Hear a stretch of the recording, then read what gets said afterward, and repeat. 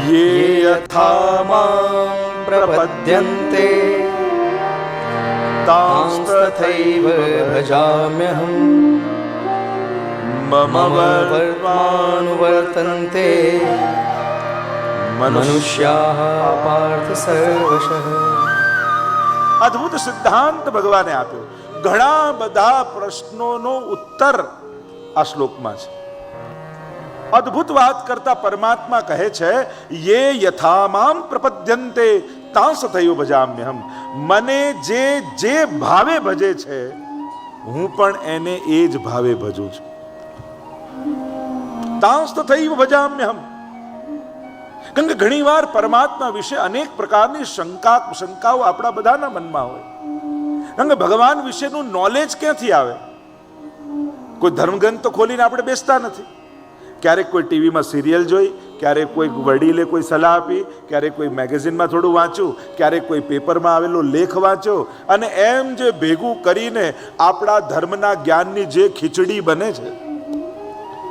કારણ કે થોડું જ્ઞાન માર્ગનું વાંચ્યું, થોડું કર્મ માર્ગનું વાંચ્યું, થોડું ભક્તિ માર્ગનું વાંચ્યું, અને પછી જે મિક્સ થાય ઠાકોરજીને ભોગ ધરતા ક્યાંક કોઈ વિચાર, દુનિયાને ભગવાન જમાડે છે, તમે શું ભોગ ધરવાના? આપણે ને આરોગાવા. અરે દુનિયાને જગાડે છે ને એ સુવડાવે છે, તમે ભગવાનને સુવડાવો છો. કોઈ એમ કહે છે કે કણ કણમાં ઈશ્વર છે, કોઈ એમ કહે છે કે તમારી અંદર ઈશ્વર છે, કોઈ એમ કહે છે કે તમે ઈશ્વર છો, અને કોઈ એમ કહે છે કે તમે જેની સેવા કરો છો એ ઈશ્વર છે. આમાં સાચું માનવું શું? અને આ ચારે વાતો તમે ઘણી બધી જગ્યાએ વારંવાર સાંભળી હશે. કણકણમાં ઈશ્વર છે એ સાંભળ્યું છે, જાણીએ છે. આપણી અંદર ઈશ્વર છે, ઘણીવાર લોકો કહે છે. આપણે ઈશ્વર છીએ, અહમ બ્રહ્માસ્મિ, એ પણ સાંભળ્યું છે. અને પુષ્ટિ માર્ગમાં વારે ઘડી સાંભળે કે ઠાકોરજીની સેવા કરો, ઠાકોરજીની સેવા કરો.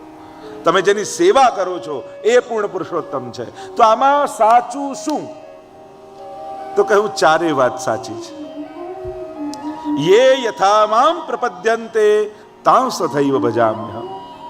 જે જે પ્રકારે મને ભજે છે હું પણ એને એ રીતે ભજું છું.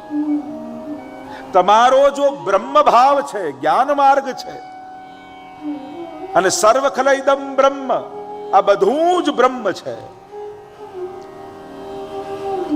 તો પછી કણકણમાં ઈશ્વર છે.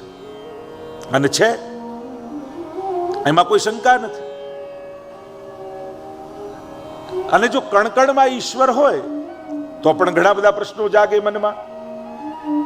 તમે માનો છો કે આ ગાદીમાં ઈશ્વર છે કે નહીં? હવે હું એના ઉપર બેસી ગયો તો મને પાપ ના લાગે? લાગે કે ના લાગે? અરે કણકણમાં ઈશ્વર છે તો જો આ ઈશ્વર હોય તો હું ઈશ્વર ન થયો? બ્રહ્મ સિવાય બીજું કઈ છે જ નહીં. એવું સંતના જીવનની એવી કથા આવતી હતી કે એકવાર કોઈ ગુરુજન પાસે આવ્યું ને કહેવા લાગ્યું કે મને કોઈ ઉપદેશ કરો. ત્યારે એમણે કહ્યું કે કણકણમાં સર્વત્ર ઈશ્વર છે એવા દર્શન કરવા. અને ગુરુની આજ્ઞા મળી, શિષ્યના મનમાં જ્ઞાન ઉતર્યું, અને જ્યાં આશ્રમની બહાર ગયો એટલામાં એક સામેથી ગાંડો આવતો દેખાયો.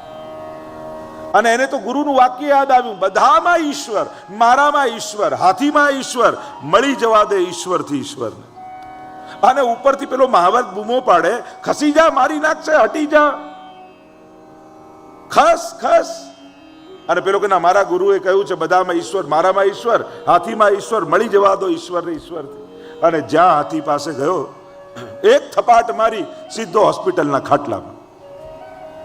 અને પડ્યો લાલ પીળો થાય કે આ ખોટા ખોટા ઉપદેશો આપી આ ગુરુજનો મરાઈ નાખશે. એકવાર ઠીક થવા દો, પછી જઈને જોઉં છું એમ. થોડા મહિનામાં ઠીક થયો અને પાટાપિંડી બાંધી સીધો ગયો પહેલા આશ્રમમાં. ગુરુ બેઠા હતા અને જેને કહ્યું કેવા ખોટા ખોટા ઉપદેશો આપો છો? શું થયું? આપે કહ્યું બધામાં ઈશ્વર છે, તો મેં તો આપની વાત સાચી માની. સામેથી ગાંડો હાથી આવતો હતો અને આપની વાત પર ભરોસો રાખ્યો કે મારામાં ઈશ્વર, એનામાં ઈશ્વર. પેલા મહાવતે મને કેટલી વાર કહ્યું કે હટી જા, તોય ન માન્યો, મેં તમારું માન્યું, અને આ દશા મારી થઈ. ગુરુએ કહ્યું મેં તને કહ્યું હતું બધામાં ઈશ્વર જો, તે હાથીમાં ઈશ્વર જોયો, પણ પેલા મહાવતમાં ઈશ્વર ન જોયો જે કહેતો હતો હટી જા હટી જા હટી જા. તો બધામાં છે તો બધામાં છે.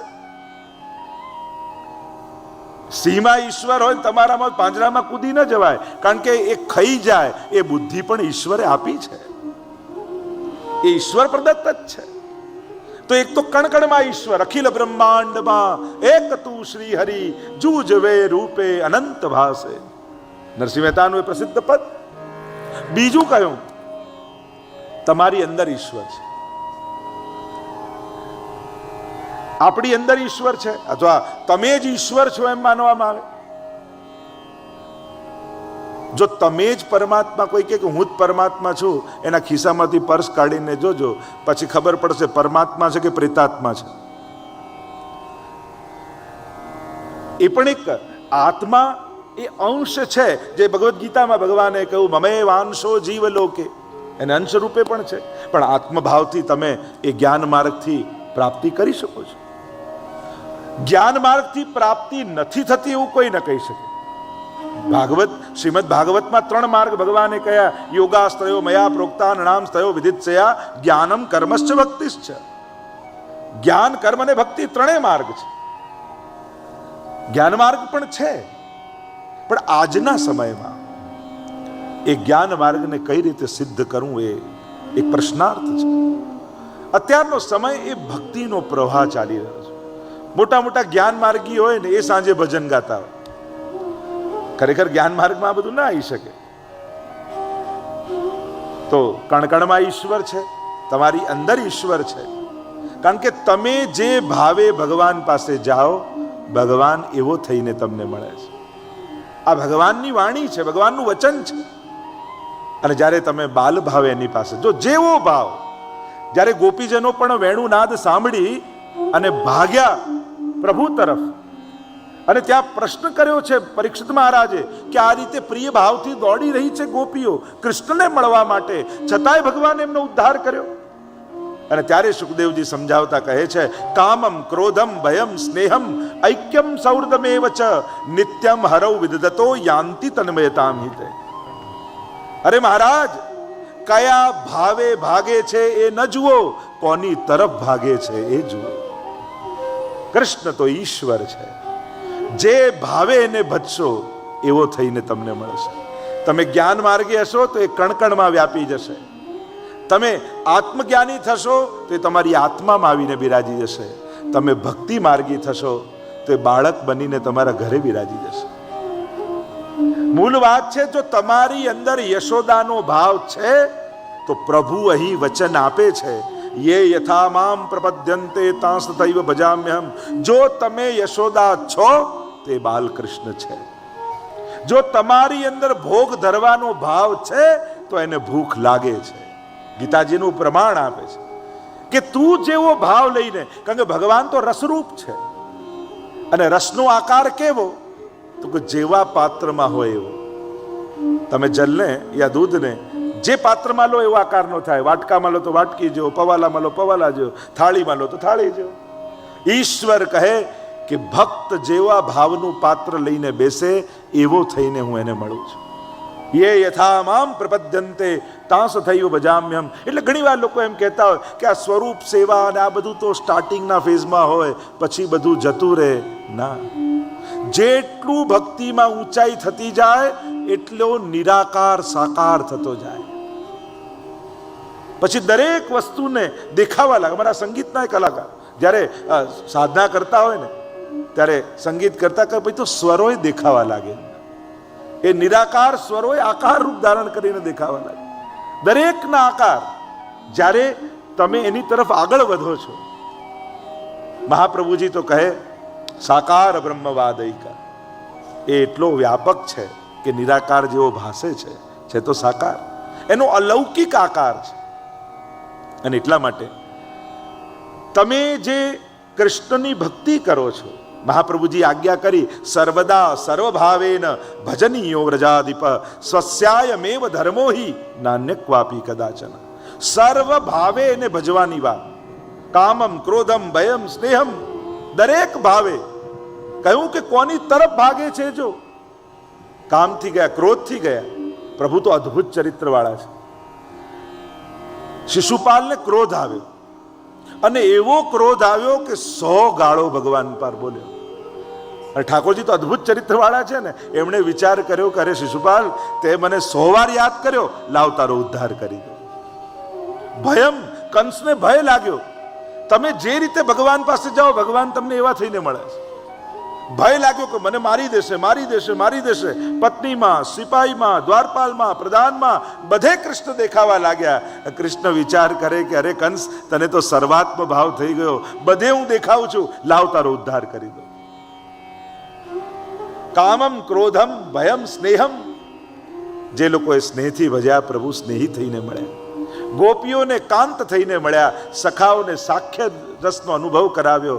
યશોદાજીને બાલ ભાવનો અનુભવ કરાવ્યો. જેવો ભાવ તમારો ઈશ્વર એવો.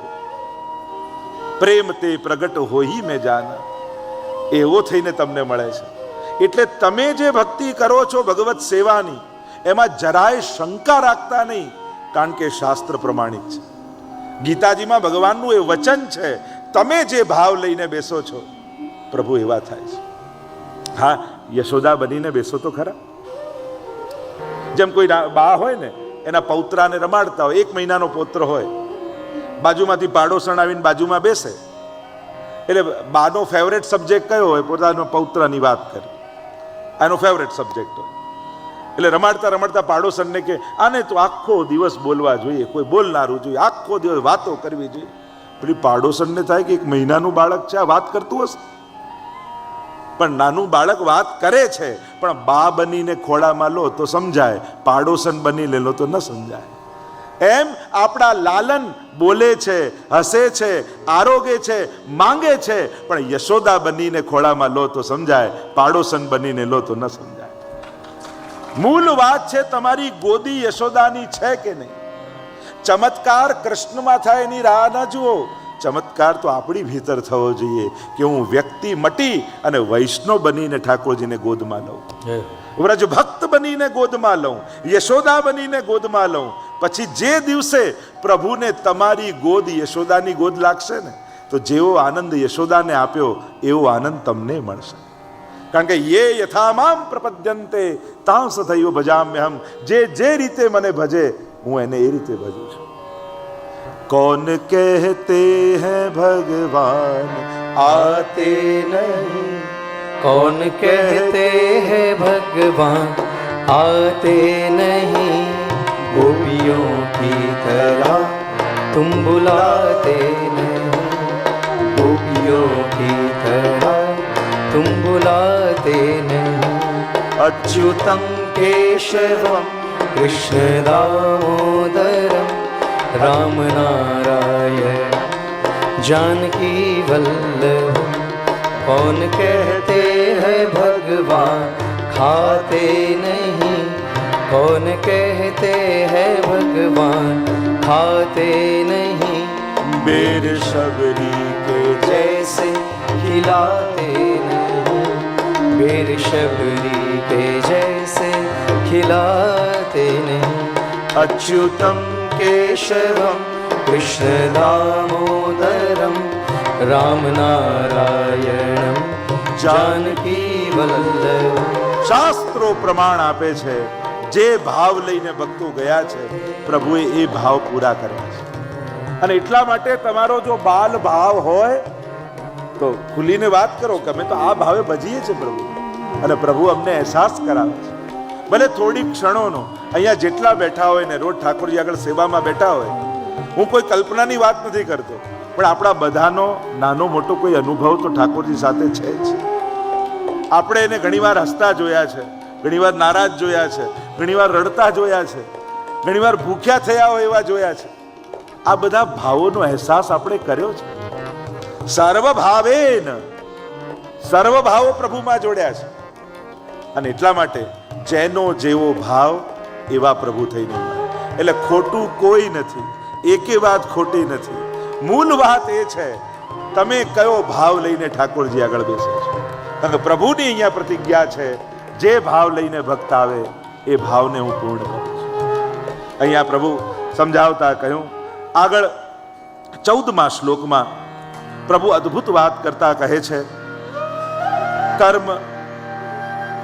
કર્મફલ અને એની ચર્ચા કરતા પરમાત્માએ આજ્ઞા કરી, નમામ કર્માણિ લિમ્પન્તે નમે નમે કર્મ ફલે સ્પૃહા ઇતિ મામ યો વિજાનાતિ કર્મભિર્ન સબધ્યતે. નમામ કર્માણિ લિમ્પંતી. સ્પષ્ટ ભગવદ આજ્ઞા, વચન જુઓ ભગવાનના. વ્યક્તિઓને વાંચવા કરતા ભગવાનની વાતને વાંચો. ઘણીવાર આપણે કથાઓની પુસ્તકો વાંચીએ કે કોઈની કોમેન્ટ્રી, કોઈના લેખો વાંચીએ, બરાબર છે, દરેકનો વિચાર હોય, પણ એકવાર મૂળ ધર્મગ્રંથ વાંચો, જેથી ખ્યાલ આવે કે ભગવાન અહીંયા આજ્ઞા શું કરે છે. નમામ કર્માણિ લિમ્પંતી, મને કોઈ કર્મો લેપાતા નથી. નમે કર્મ ફલે સ્પૃહા, મને કોઈ ફળની ઈચ્છા પણ નથી. કારણ કે લીલા કહેવાય છે ને, જે અનાયાસેન હર્ષાત ક્રિયમાણ ચેષ્ટા સલીલા, જે અનાયાસ, કોઈ પ્રયાસ વગર અને કોઈ પ્રાપ્તિની ઈચ્છા વગર થાય, એ જ લીલા છે. કર્મ સુખ અને આનંદ મેળવવા માટે થાય છે, અને લીલા આનંદને અભિવ્યક્ત કરવા માટે થાય છે. અને એટલા માટે પ્રભુએ જે કાંઈ કર્યું છે એ સમસ્ત લીલાઓ છે. અને એટલા માટે એને કર્મ ન જાણતા, ફરી કહું છું, કર્મના સિદ્ધાંતો જુદા છે, એમાં પાપ પુણ્યના હિસાબ જુદા છે, એ લીલામાં ક્યારે પણ લાગુ પડતા નથી. પ્રભુ વિરુદ્ધ ધર્માશ્રયી છે. પ્રભુ સર્વ ભાવે સેવા એવા છે, જેનો જેવો ભાવ એ સર્વ ભાવોને તૃપ્ત કરનારા પરમાત્મા છે. આ વિશ્વમાં એક જ સ્થળ એવું છે જ્યાં સર્વ ભાવો સિદ્ધ થઈ શકે છે. જો ને આપણી સેવામાં પલ્લું કરીએ શૃંગારમાં, અને રાજભોગમાં કુંજનો મનોરથ કરીએ. હમણાં તો બાલ ભાવ કર્યો હોય, પછી કિશોર ભાવ થઈ જાય, પછી છાક હોય તો સખા ભાવ થઈ જાય. એ જ પરમાત્મામાં ભિન્ન ભિન્ન ભાવો સિદ્ધ થાય છે. ત્વમેવ માતા ચ પિતા ત્વમેવ ત્વમેવ બંધુશ્ચ સખા ત્વમેવ. ગાંધારી બોલી છે મહાભારતમાં, જે પ્રસિદ્ધ શ્લોક છે. પ્રભુ સર્વ ભાવોને સિદ્ધ કરનારા છે. જે લોકો જે ભાવ લઈને આવ્યા, પ્રભુએ એ ભાવોને સિદ્ધ કર્યા છે. અને એટલા માટે પ્રભુ કર્મમાં લીપાતા નથી, કોઈ ફલની સ્પૃહા નથી, અને કર્મ મને બાંધતા નથી, એમ પરમાત્માએ ઉલ્લેખ કરી આગળ 17મા શ્લોકમાં પ્રભુ સુંદર રીતે સમજાવતા, કર્મણોયપી બોધવ્યમ બોધવ્યમ ચ વિકર્મણ અકર્મણશ્ચ બોધવ્યમ ગહના કર્મણો ગતિ. ત્રણેયની વાત પરમાત્મા અહીંયા કરે છે. કર્મ, અકર્મ અને વિકર્મ, આ ત્રણેય જાણવા યોગ્ય છે. ગહના કર્મણો ગતિ, આ એક અડધું વાક્ય છે ને, બહુ અદ્ભુત છે. ગહના કર્મણો ગતિ, આ કર્મની ગતિ બહુ ગહન છે, સમજાય એવું નથી આના હિસાબ કિતાબ. અને એટલા માટે તો વારે ઘડી આપણે પ્રશ્ન કરીએ છીએ પરમાત્માને કે મેં તો કાંઈ નતું કર્યું, છતાંય મારી સાથે આવું કેમ? મને આવું કેમ દુઃખ? મારી સામે આવા સંજોગો કેમ? મારી સાથે આવું કેમ બન્યું? મેં ક્યાં કંઈ કર્યું છે? ગહના કર્મણા ગતિ, કર્મની ગતિ અતિ ગહન છે. અને એટલા માટે જ આપણે ત્યાં કર્મ, ક્રિયમાણ, સંચિત અને પ્રારબ્ધ, આ ત્રણ રીતે કર્મનો સિદ્ધાંત બતાવવામાં આવ્યો છે. હમણાં જે આપણે કર્મ કરીએ છીએ એ ક્રિયમાણ કહેવાય. રોજ બરોજ કર્મો થાય છે, અને એમાં પણ અનેક પ્રકારના કર્મો હોય. ઘણાના તુરંત ફલ મળે, ઘણાના અમુક સમય પછી મળે, અને ઘણાના તો અમુક જન્મ પછી મળે. જેમ ગરમ તપેલું હોય, તમે અડો તુરંત દાજી જાઓ, તુરંત ફળ. ઘણા તમારી એફડી તમે મૂકી હોય ને 5 વર્ષે પાકે, તો થોડા સમય પછી એનું કર્મનું ફળ. અને ઘણા તો અનેક જન્મો પછી મળતા હોય. મૂળ વાત એ છે કે અહીંયા કોઈ ચોખ્ખો હિસાબ ભગવાન બતાવતા નથી, એટલે એક જ વાક્યમાં કહી દીધું કે ગહના કર્મણો ગતિ.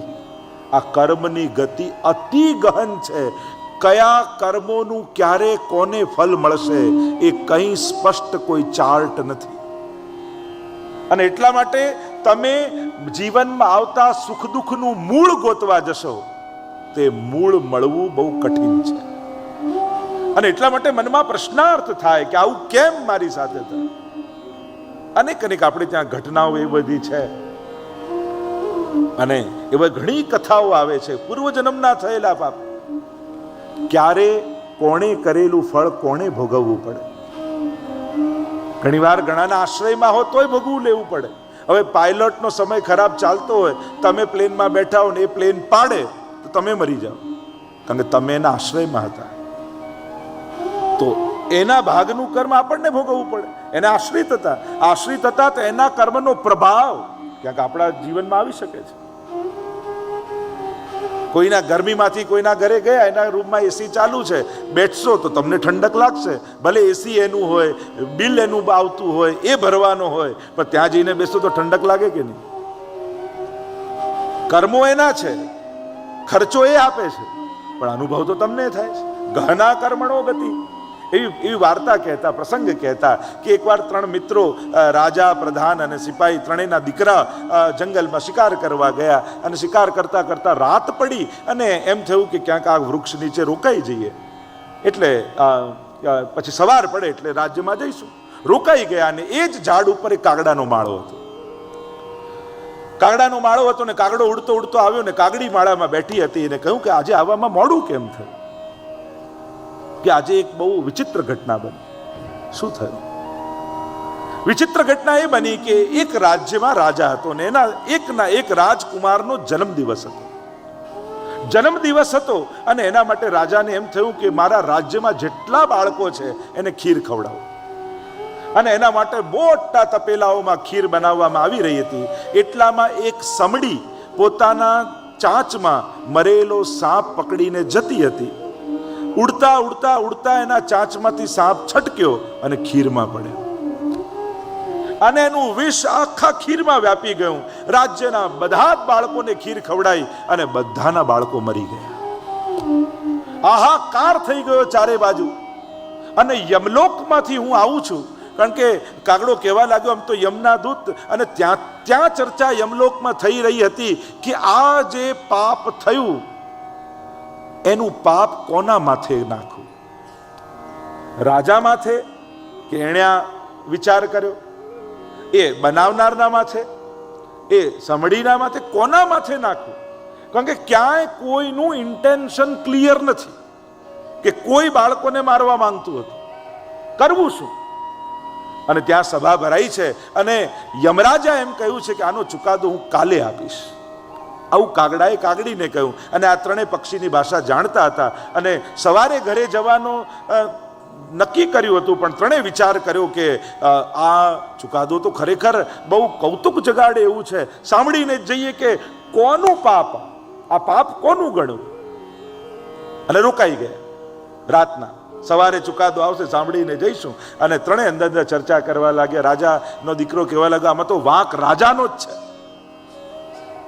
એને આ બધું કરવાની જરૂર શું હતી? પેલો કે ના, વાંક તો બનાવનારો છે, એને ધ્યાન રાખવું જોઈએ કે નહીં? ત્રીજા એમ કહ્યું કે ના, વાંક તો સમડીનો છે, એ મોઢામાં લઈને જતી હતી ને પડ્યું. ત્રણેય પોતપોતાની રીતે કોમેન્ટ આપી દીધા. બીજા દિવસે સવાર પડીને કાગડો પાછો ઉડ્યો, યમલોકમાં ગયો અને બપોર પછી પાછો આવ્યો. ને આ ત્રણેય કુતૂહલતાથી કાન ઊંચા કરીને સાંભળતા હતા કે વાંક કોનો? અને કાગડાએ આવીને કાગડીને કહ્યું કે ગુનેગાર મળી ગયા. તો કે કોણ? કે આપણા ઝાડ નીચે આ 3 છોકરાઓ ઊભા છે ને, પાપ એના માથે નાખવાનું યમરાજાએ કહ્યું. કારણ કે કાંઈ ખબર નહોતી તોય પોતપોતાની રીતે બીજા પર આરોપ લગાવવા લાગ્યા. વાંક એના ઉપર જ નાખો. ગહના કર્મણો ગતિ. આ કર્મની ગતિ એટલા માટે કોઈની ભૂલ વિશે ખબર ન હોય, કોઈના વિશે બધું જાણતા ન હોઈએ તો ખોટી કોમેન્ટ પણ નહીં કરે. આપણે બધા પગે લાગવામાં ઉતાવળ કરીએ ને પગ ખેંચવામાં ઉતાવળ કરીએ, પ્રણામ કરવામાં ઉતાવળ ને નિંદા કરવામાં ઉતાવળ, કોમેન્ટ પાસ કરવામાં ક્યાં વાર લાગે છે? પણ એમાંય ક્યાં કર્મનું બંધન લાગી જાય. બે હાથ જોડીને કહેવું કે હું એના વિશે બધું નથી જાણતો, હું કેમ કહી શકું કે આ ખરાબ કે સારું? અંગે ગહના કર્મણો ગતિ.